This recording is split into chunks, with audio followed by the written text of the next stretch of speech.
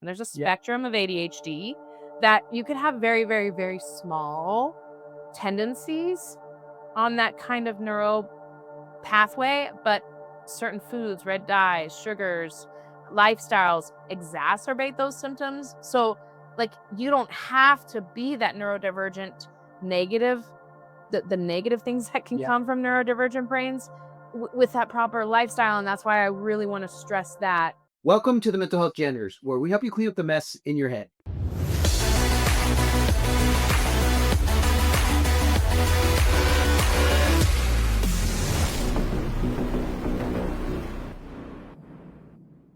So if you see multiple patterns like this showing up on a consistent basis, you're going to want to look more into it. But there are a lot of overlapping conditions that look very similar.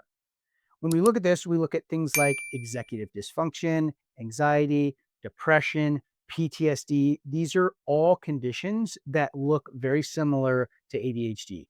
And here's the kicker: sometimes you can have multiple overlapping conditions, which make things even more fun to try and process. And here's the thing: only 10 to 20% of adults actually have an accurate diagnosis for ADHD. So if you're struggling with these symptoms and you don't have an accurate diagnosis, that's pretty normal. So it's time to go and see a professional like Jess over here who can help you dial this stuff in.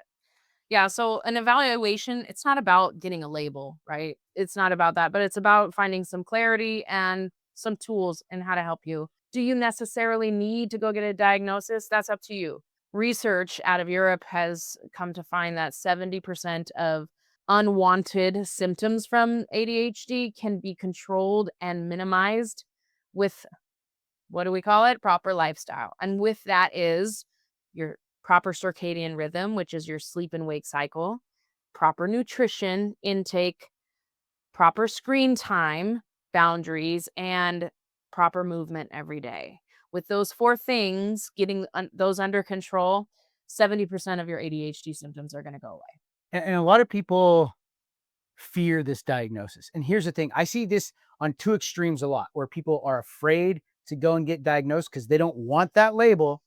And then I see other people Mhm. who desperately want that label because then it becomes part of their identity and they surround every problem they have as, oh, it's because of this. It's a way to deflect and blame shift where, oh, it's not me, it's my condition. So I'm not responsible for my action. Right. And so I don't want you on either side of those. Yeah. You should be somewhere in the middle where it's like, hey, I want to get this diagnosis so then I know how I can become more successful. Right. That's the mindset you need to have when you enter into this type of diagnosis.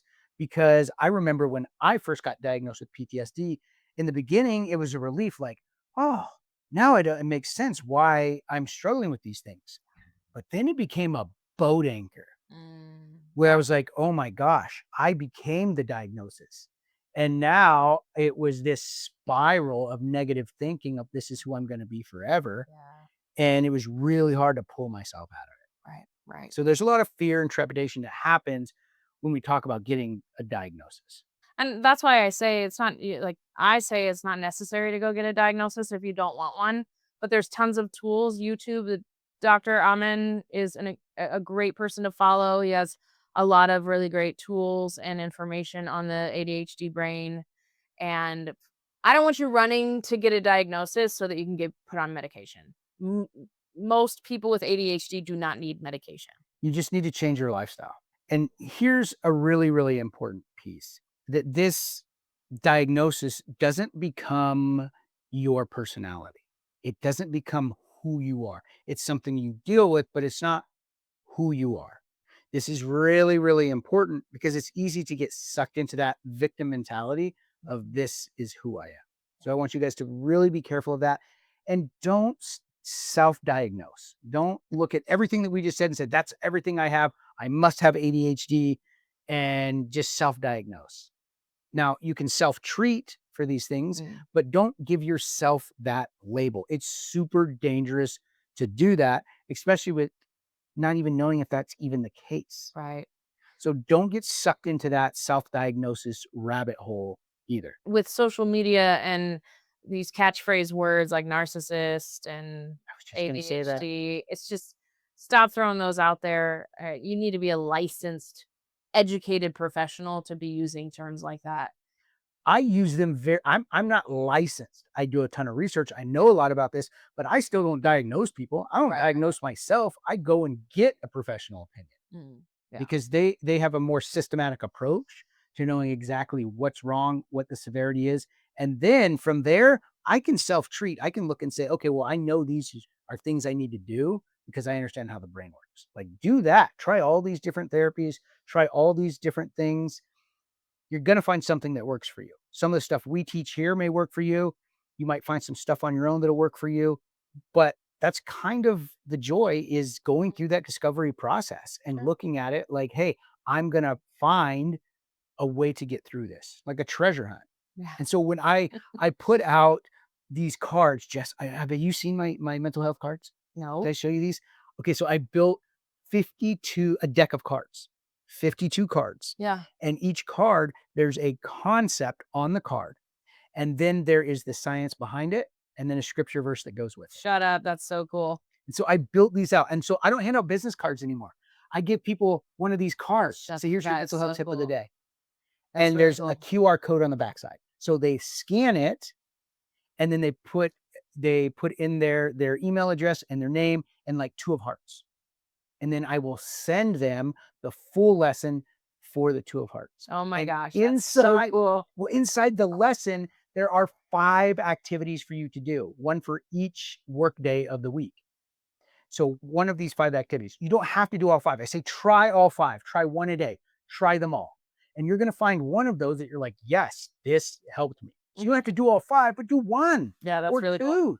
And so I built this thing out, and this is what I'll have to give you a deck of these cards. You're going to Well, love can you this. buy them somewhere? Not yet. We're getting there. Okay. Yes, they will be available for sale, That's but really it's a whole program. So you're not just buying a deck of cards. So if you think you can pick these up for a couple bucks, no. no. This is a deck of cards that you can use again with your friends, your family. If you're a leader, you can use these cards with your team. That's I so use cool. these as icebreakers Yeah. where I will pull one of the cards. We'll talk about it right there. Everybody will get to share their experience with that. And then there's 5 tips. And I even put a section in there for leaders. Mm, So if you're a leader, there's a section on how to use this card with your team to build mental resilience, to build psychological safety.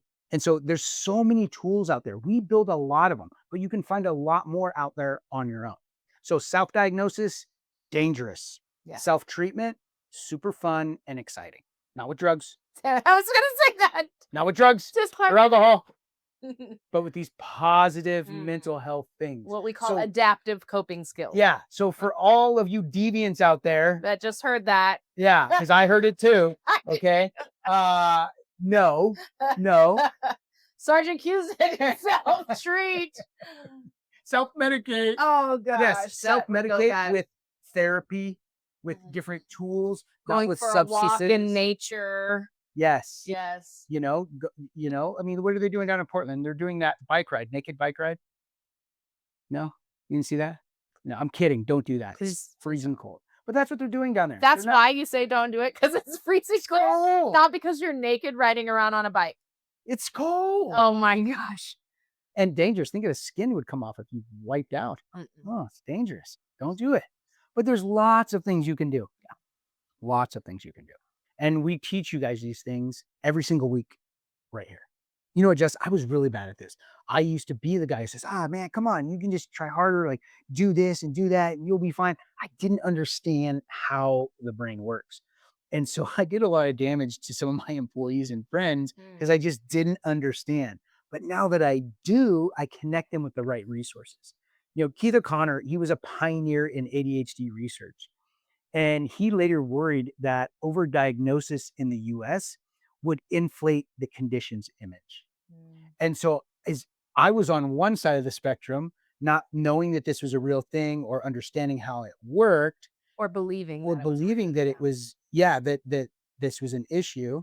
Mhm. I was on that spectrum. Here's the guy who figured this stuff out and did the most research. And he ended up on the other side thinking, man, this is really easier for people to become misdiagnosed or overdiagnosed in this area.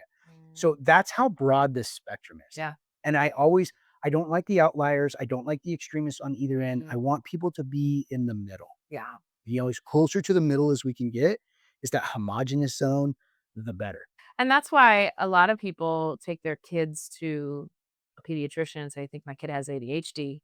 And Mhm. I actually have a friend who took their kid once, and the doctor did an evaluation and said, "You just lack discipline and structure in your home. Your kid doesn't have ADHD." And I love that doctor for saying that because a lot of the times it is lacking structure and discipline.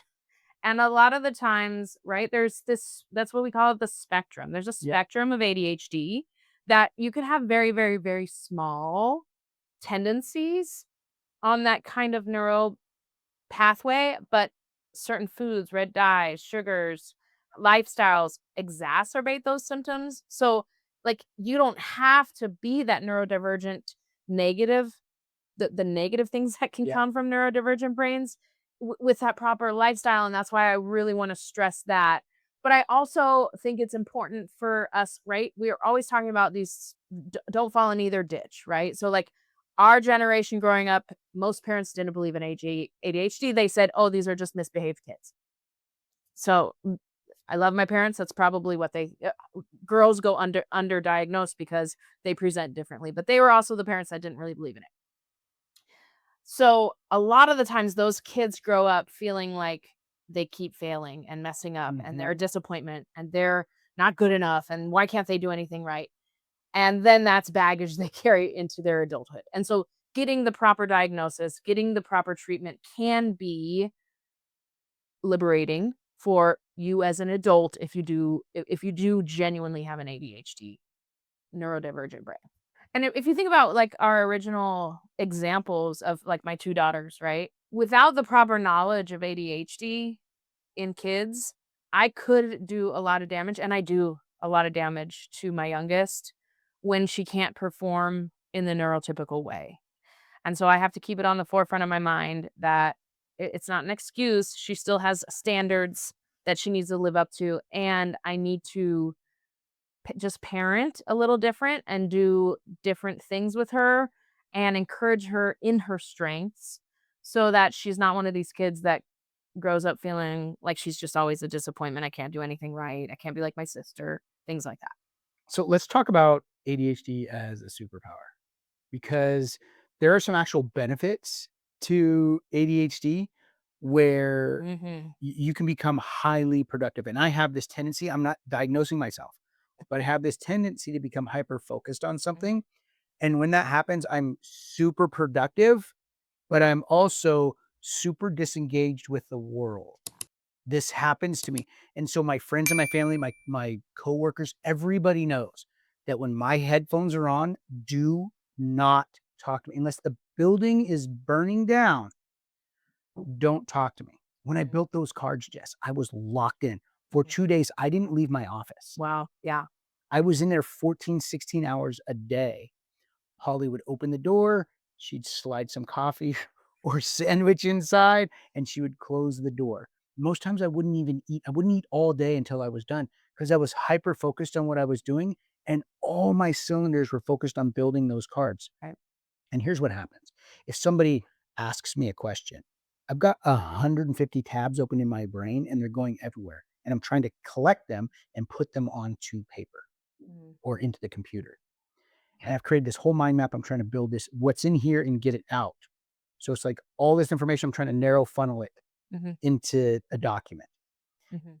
And if somebody asks me a question, I have to shut down all of those things, all 100% of my cognitive functioning and be like, Yes, Holly, what did you want? Do I want chicken for dinner? I don't care." Mhm. And then I have to go back to what I was doing, and now I'm like, "Where was I?" And Yeah. it'll take me 20, 25 minutes to get that engine going again and be in full speed. So when those moments happen, I just have to run with it, and I shut everything else, the whole world down, and I'm 100% focused on that. Yeah. And that's how I use it as a superpower. Yeah. That's so funny because everybody presents different, right? Like, my husband has severe ADHD, and when he gets up in the morning and reads his Bible, like, I can't even take my supplements with some water. Nope, not even that. He is like so focused on reading his word and doing his thing and just opening up my little supplements packet, filling up the water. He's like, I'm like, "Oh, sorry." And it just really breaks that hyper focus for him. And that's why I mean, I have the superpower of ADHD, right, is also a lot of first responders are neurodivergent brains. They can a neurodivergent brain is usually more adept and equipped to handle high stress and high pressure situations. Their brains are just wired to think of 1,700 things at once, Mhm. to triage and things like that, and so there is a lot of really great benefits to an ADHD brain that a neurotypical brain might have to work harder at. You know what it reminds me of? And so here's a good representation, visual representation of you guys who may be thinking you're neurotypical and you're like, what does this mean? Like, I don't understand what this means. Here's a good visual representation I just thought of. You ever watch on TV like Ocean's 11, the safe crackers, right? Where they're trying to figure out the combination. Mhm, And so they've got this machine and they stick it on there and they mhm, kind of plug it in and then it's spinning through like a million different numbers mhm, and all the combinations are all spinning and then one locks in, click, and then they're all rest are spinning, and they click, mhm, click, click. That's how my brain works when I'm formulating ideas, mm, where I have 17 different concepts going, and then one will kind of lock in, and then the next one will kind of lock in and mm, lock in. And that's how I'm building out these cards, the curriculum, the mhm. book, all of those things. That's kind of what it looks like, is that Yeah, safe that's a good cracker. metaphor. Mhm. Kind of looks like that. Yeah, that's really cool. All right, Jess. So I want to talk now about tools. Like, what can we do? We talked about how it works, what it looks like, given some really good examples in our own lives.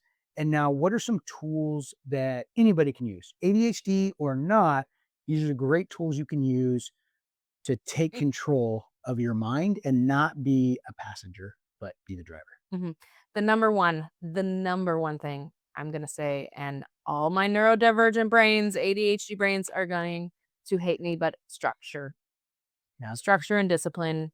We hear it and we're like, "No!" But it is going to change your life if you can get some structure and discipline in your life.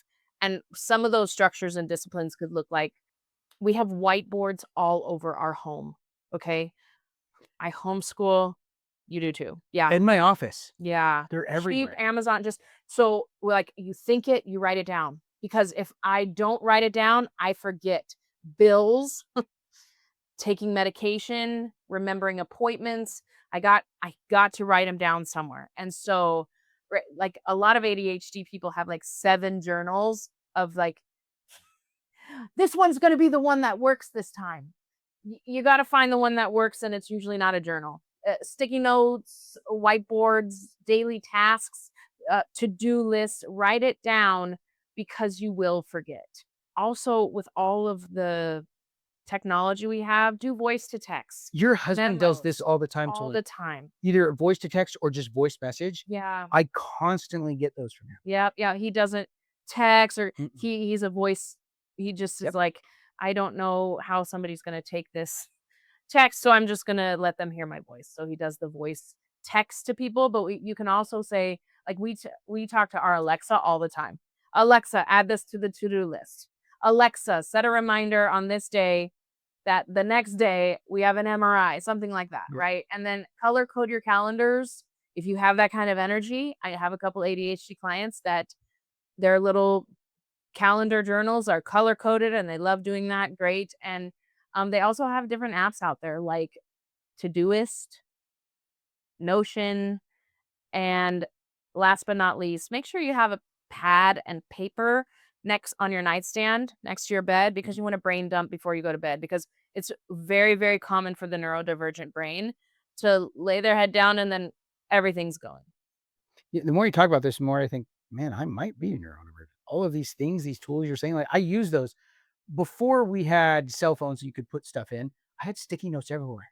Do you guys remember the big desk calendar? Oh yeah. Big calendar and had like a 3 by 3 inch square for every day. Uh-huh. I would fill that thing out I still have that and then I would use sticky notes. And I had a system. because I'm a pen and paper person. Yes. So this is when I was a supervisor for a janitorial company, Mhm. and you'd go into my little cubicle, and there's all these notes everywhere. There was a system. Every color belonged to a different building. Hmm. Yeah. And depending on literally where they were, depended on what part of the process that task was in. Yeah. Now all that stuff is inside of my Remarkable and inside of my calendar, inside my phone. But before that, I was doing sticky notes and journals like you wouldn't believe. Hmm. And everything had a place and it had a system. And I was really, really good Hmm. because I had a system. And without it, I was trash. Yeah. I would forget everything. I would no way I'd remember. System structure. Yeah. Here's the thing. These external tools, they're not weakness. Look at it like a prosthetic. You can still do the things that everybody else does. You may just have to do it differently. It's extra support so you can get through your day. I still use these things and look at where I'm at. Look at what I do. I manage not just myself, but I help coach hundreds of other companies. I travel constantly. I'm constantly writing and building curriculum. Jess and I do this podcast. Like there's so many things going on. If I didn't have a system in place, I couldn't do any of this. And not only do I have a system, but now I have two different people that help me run two different areas of my life to keep me on track because they're always adding things and taking things away from the calendar. I'm not allowed to touch the calendar anymore because I will overbook myself. Hmm. And so they literally schedule in time of rests for me, Hmm. which I wouldn't do. I would just keep going. Yeah. So systems Hmm. and then people. So I say people because every one of you have someone in your life that could benefit from you having a system, a friend or a family member, and you let them know what it is.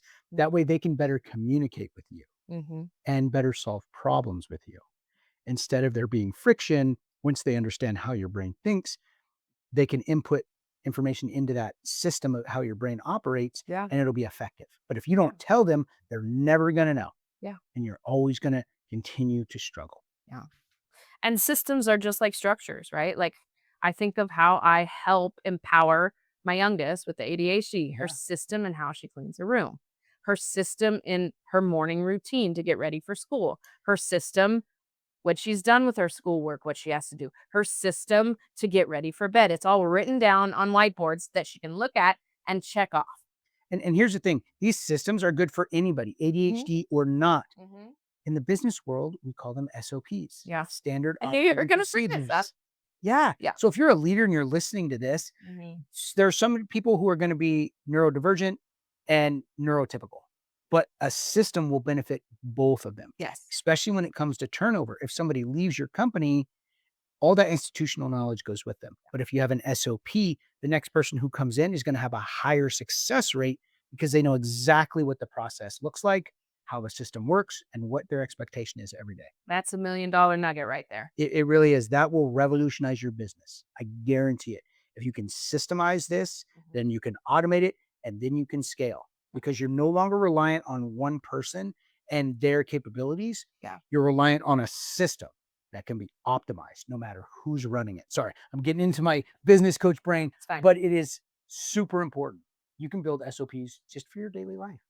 So awareness is powerful, but use it. Try one tool, make one appointment, let your brain surprise you in how it's working with the systems. And so, if any of this struck a chord with you guys and you want to know more, you want to get some one on one time with me or Doc Jess, go through one of our programs.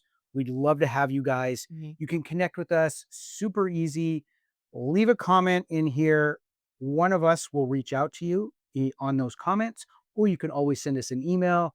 Our email stuff is all inside the show notes. It's all there for you guys. All the resources are there. Share this with a friend because this knowledge is totally wasted unless it's shared. Mhm. So we want to do three things. We want to educate, empower, and encourage you on your mental health journey. So for the mental health janitors, I'm Sergeant Q, I'm Doc Jess. and we're out.